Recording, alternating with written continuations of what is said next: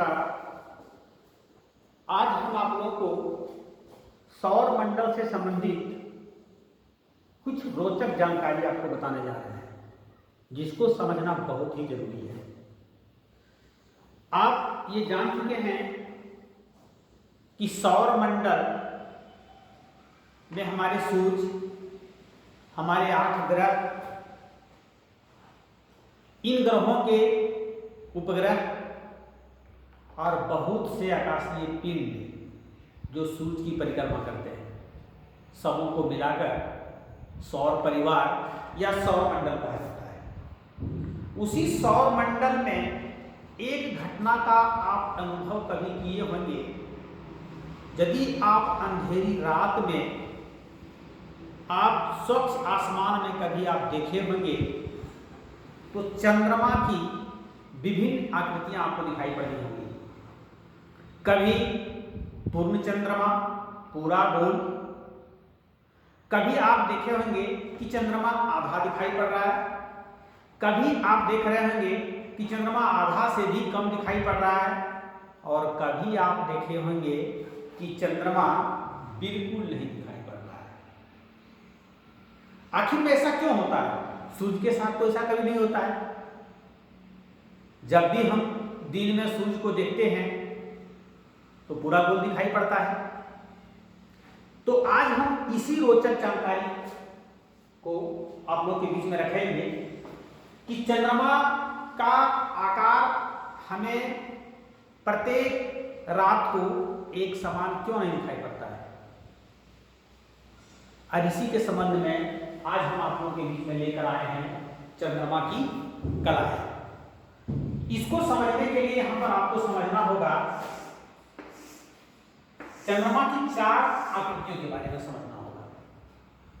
यहां पर जो आप देख रहे हैं एक बहुत बड़ा गोला है जिसे निरंतर प्रकाश उत्सर्जित हो रहा है, ये हमारा सूर्य है।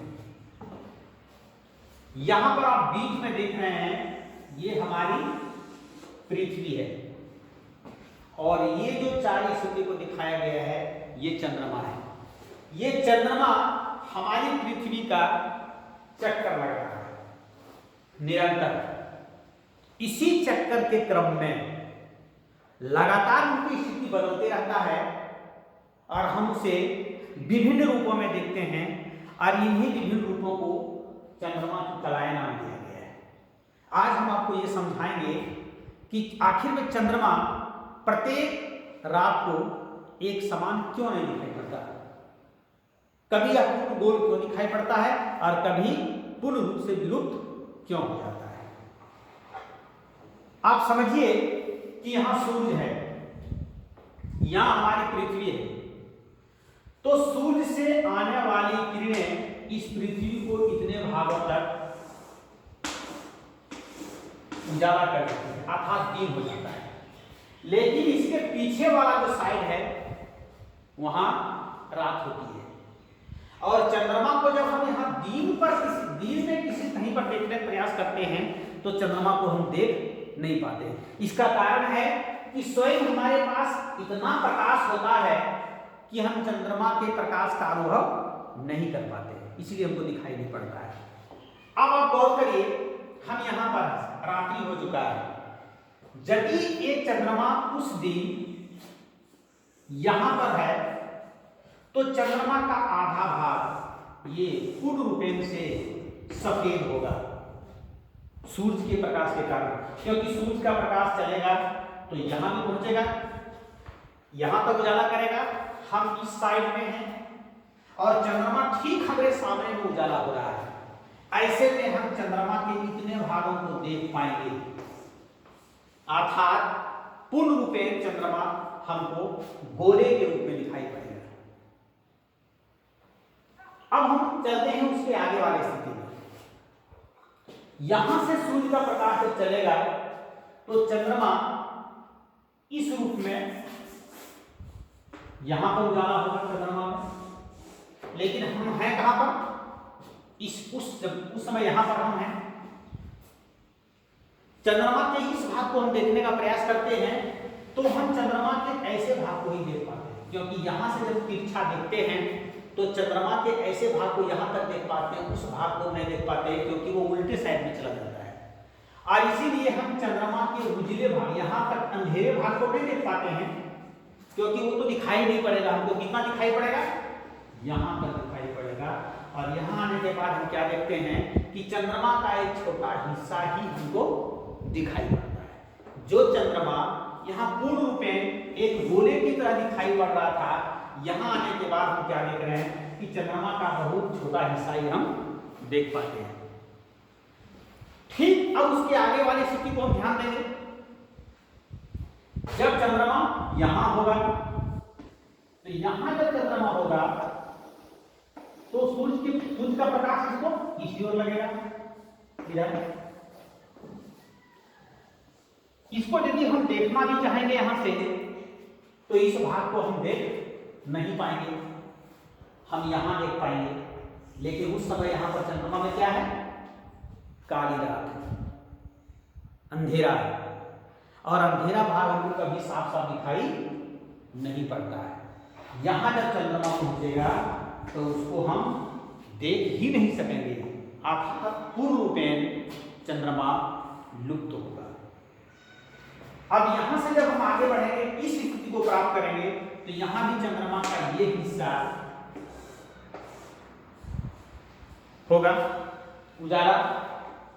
हम यहां से जब इसको देखेंगे तो यहां पर हम फिर इसके ऐसे हिस्से को ही देख पाएंगे, उल्टे भाग को तो हम देख नहीं पाएंगे। आधा भाग दिखाई तो पड़ेगा, लेकिन उन आधा भाग में भी आधा काला है, जिसको हम देख ही नहीं सकते। हमको दिखाई कितना पड़ेगा? इतना दिखाई पड़ेगा। अर्थात चंद्रमा का एक बहुत ही छोटा हिस्सा ही हमको दिखाई पड़ेगा। तो आप यहां समझ गए होंगे कि यहां चंद्रमा पूरा क्यों दिखाई पड़ रहा है, गोल। यहां आप समझ गए होंगे कि चंद्रमा का एक छोटा हिस्सा ही हम देख पाते हैं। यहां हम चंद्रमा के कोई भाग को देख ही नहीं सकते हैं, और यहां आने के बाद भी हम देख रहे हैं चंद्रमा के छोटे भाग को देख सकते हैं। अब कल्पना कीजिए चंद्रमा की स्थिति जब यहां होगी तो और कुछ परिवर्तन हम देख सकते हैं, और चारों तरफ हम नजर दौड़ाएंगे तो हम क्या देखेंगे? यहां पूर्व, यहां घटते जाएगा, मतलब थोड़ा सा कम दिखाई पड़ेगा, वहां से भी थोड़ा कम दिखाई पड़ेगा, यहां बहुत कम दिखाई पड़ेगा क्योंकि यहां चंद्रमा इस ओर उजाला होगा, और यहां से जब हम देखेंगे तो एक छोटा भाग ही हमको इस तरह से दिखाई, बहुत छोटा भाग दिखाई पड़ेगा, यहां तो दिखाई ही नहीं पड़ेगा। इस प्रकार हम क्या देखते हैं? कभी चंद्रमा घटता हुआ प्रतीत हो रहा है और कभी चंद्रमा बढ़ता हुआ प्रतीत हो रहा है। जब हम इस ओर से सूर्य, चंद्रमा जब पृथ्वी के उल्टे छोर से सूर्य के नजदीक जाएगा तो चंद्रमा का हम घटता हुआ आकार महसूस करते हैं, और जब यहां से चंद्रमा सूर्य की ओर से निकलकर पीछे की ओर जा रहा है, उस समय हम सूर्य का वह चमकीला भाग है, चंद्रमा का वह भाग हम बढ़ता हुआ देख सकते हैं। और यही कारण है कि चंद्रमा का कभी हिस्सा बड़ा दिखाई पड़ता है तो कभी छोटा, कभी पूर्ण गोल तो कभी नहीं दिखाई पड़ता है। जब ये समय आता है, अर्थात चंद्रमा जब एक गोलाकार की तरह दिखाई पड़ेगा, तो उसको हम पूर्णिमा कहते हैं। उसको हम पूर्णिमा, अर्थात पूर्णिमा की रात को हमको चंद्रमा पूर्ण रूप में गोल दिखाई पड़ता है, क्योंकि उस दिन चंद्रमा, सूर्य, पृथ्वी और चंद्रमा बीच में पृथ्वी होती है। और आप इस स्थिति को याद करें, जिस दिन आप रात को देखेंगे तो दिखाई भी नहीं पड़ता है, कहीं भी काला चंद्रमा कहीं महसूस नहीं होगा। उस दिन चंद्रमा पृथ्वी और सूर्य के बीच में आ जाता है, इसीलिए इसके उजाले भाग का जिस ओर उजाला होता है उसी ओर हम देख ही नहीं सकते हैं, और इस रात को हम अमावस्या कहते हैं, अमावस्या कहते हैं। अर्थात चंद्रमा पूर्णिमा के रात को पूर्ण रूप में गोल दिखाई पड़ता है, और अमावस्या के रात को चंद्रमा कहीं भी दिखाई नहीं पड़ता है। शेष भागों में देखा जाए तो चंद्रमा कभी घटता हुआ प्रतीत होता है और चंद्रमा कभी बढ़ता हुआ प्रतीत होता है, और इसी को हम चंद्रमा की कलाएं कहते हैं। तो इस प्रकार से अभी हम आप लोगों को चंद्रमा की कला के बारे में समझाए।